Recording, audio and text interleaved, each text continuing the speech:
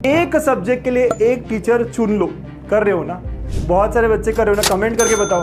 आप लोग कर रहे हो ना? मैं इसको भी मैथ्स के लिए देख रहा हूँ, इसको भी देख रहा हूँ, इसको भी देख रहा हूँ। टाइम वेस्ट हो रहा है हमारा। कई सारे कोचिंग में पढ़ाते हैं लेकिन उस लेवल का नहीं पढ़ाते, तो आपको अभी से पता चल जाना चाहिए। अरे मेरे यहाँ तो बहुत इजी पढ़ा रहे हैं, मुझे डिफिकल्ट क्वेश्चन सॉल्व करने हैं। तो this is what you have to start with. ये आपका स्टार्टिंग पॉइंट होना चाहिए बच्चों, बहुत इंपॉर्टेंट है। हेलो बच्चों, वेलकम टू गणित अंक। अभी क्लास 11th खत्म ही हुआ है और हम 12th में आ रहे हैं। अब 12th में हमारा मेन फोकस है MHT CET 2027 में मचाना, COEP, VJTI ऐसे बड़े बड़े कॉलेजेस में पहुंचना। तो सर कैसे पहुंचते हैं, क्या क्या करना होता है, रोड मैप क्या है इन ड्रीम कॉलेजेस में पहुंचने का। तो चलो मैं आज बात करने जा रहा हूँ इसी पे। जो मुझे जानते नहीं बता दूँ कि आई एम अंकुश, पिछले 17 सालों से मैथ्स पढ़ा रहा हूँ, JEE मेन CET को, और पिछले 5 से 6 साल मैं YouTube पर आप लोगों को गाइड कर रहा हूँ, पढ़ा रहा हूँ। MHT CET मैथमेटिक्स पढ़ाता हूँ। कई सारे बच्चे मुझसे पढ़कर, यानी कि गणित अंक से पढ़कर टॉपर बने हैं। 99.99 आदित्य, प्रीशा 99.90 हर साल। ये तो लास्ट ईयर के बच्चे, हर साल कई सारे बच्चों ने 99 परसेंटाइल क्रॉस किया है। लास्ट ईयर का ये नंबर 129, 129 बच्चे जिन्होंने हमें बताया कि वो हमारे स्टूडेंट्स थे और 99 परसेंटाइल क्रॉस कर गए, और वो ड्रीम कॉलेजेस जैसे कि COEP, VJTI, SPIT, PICT ऐसे कॉलेजेस में हैं।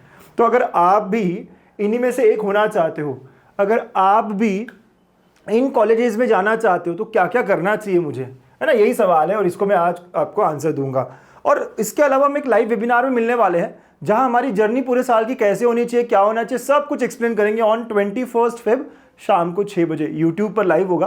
तो अगर आप 2027 के लिए टारगेट करो तो पक्के से यहाँ पहुँच जाइएगा, ठीक है? So coming back to topic, first thing is, क्या आपको सिलेबस पता है क्या पढ़ना है?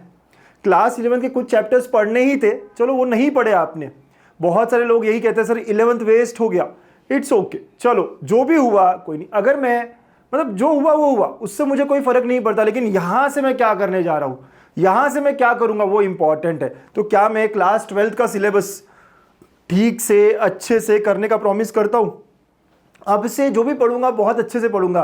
क्लास 12th में भी मैथ्स में 15 चैप्टर्स है, 80% सिलेबस, 80% क्वेश्चन यही से आते हैं, 50 में से 40 क्वेश्चन यही से बनेंगे, राइट? वैसे ही फिजिक्स में 16 चैप्टर्स है, केमिस्ट्री में 16 चैप्टर्स है। तो आप देख रहे हो, अगर आपने ये कर लिया 12th का सिलेबस, 80% स्कोर, यानी 40 क्वेश्चन यहाँ पर, 40 यहाँ पर, 40 यहाँ पर, ये हमारा अच्छे से हो जाता है, जो कि हमारा अब यहाँ से फोकस होना चाहिए।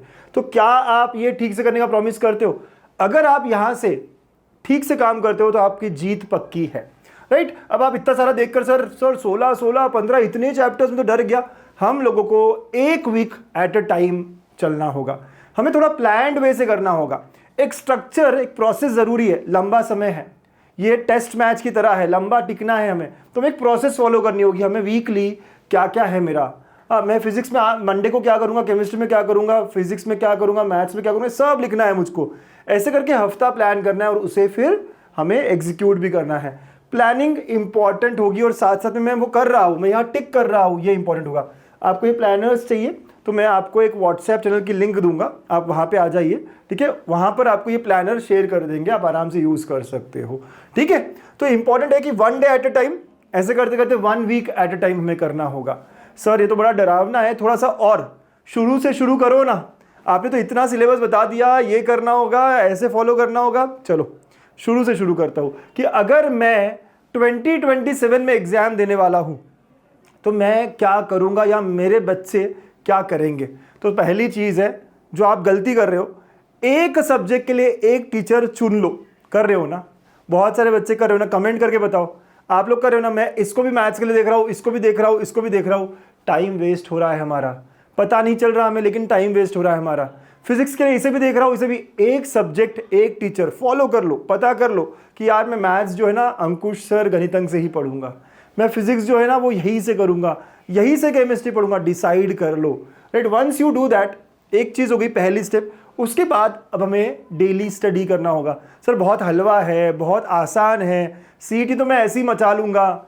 इतना भी आसान नहीं है रोज़ पढ़ाई करना, इतना भी आसान नहीं है कंसिस्टेंट रहना, इतना भी आसान नहीं है बैकलॉग्स को बिना रखे आगे बढ़ना। तो डेली पढ़ाई करनी पड़ी होगी, है ना, अच्छे से पढ़ाई करनी होगी। और कैसे पढ़ना है सर?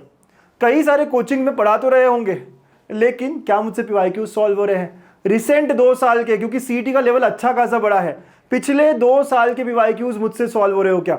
तो कभी भी लेटर से लॉजिक चैप्टर आपने पढ़ा, तो लॉजिक चैप्टर के PYQs आपसे लग रहे हैं क्या? अभी से देख लो, आपको PYQs नहीं मिल रहे, आप राइट एंगल बैच अभी देख सकते हो, है ना, अपने ऐप पर है, लेकिन PYQs पिछले 2 साल के करने, रिसेंट 2 साल के करने ही करने हैं। उसके बाद जब भी चैप्टर खत्म होता है, क्वालिटी क्वेश्चंस रिवाइज करने हैं, चैप्टर टेस्ट देना है।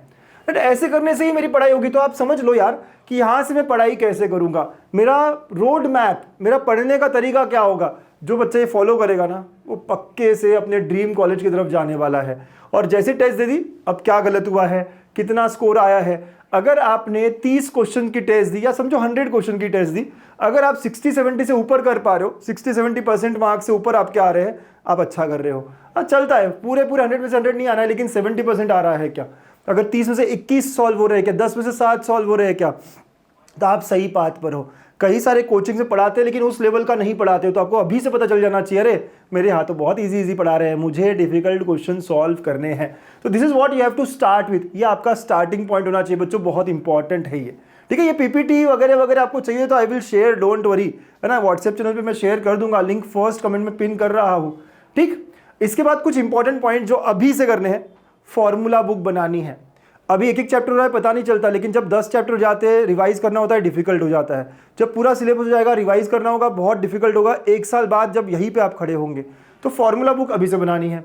एक सेपरेट बुक आपके जो अच्छे क्वेश्चंस आपको लगे, जब भी आप कोई चैप्टर सॉल्व करते हो, चलो डिफरेंशिएशन सॉल्व किया, ये बड़ा अच्छा क्वेश्चन है, लिख दिया, ताकि मुझे बार बार अगर प्रैक्टिस करना हो तो इसी बुक में से क्वेश्चन उठाऊंगा और सॉल्व करूंगा, राइट। कुछ एरर बुक बनानी है आपको, जब भी टेस्ट देते हो तो उसकी एनालिसिस करने वाली कोई एरर बुक बनानी है आपको, ठीक है। इसके अलावा सर क्लास 11 पूरा वेस्ट हो गया है, तो चलो अब थोड़ा सा रिलेटेड टॉपिक्स कर लेते हैं। क्लास 11 के 10 चैप्टर्स आते हैं। ट्रिग्नोमेट्री जब पढ़ रहा हूँ क्लास 12 का ट्रिग्नोमेट्रिक फंक्शंस, तब मैं 11 का भी कर लूंगा। पेयर ऑफ स्ट्रेट लाइंस कर रहा हूँ, तब मैं स्ट्रेट लाइंस और सर्कल्स कर लूंगा।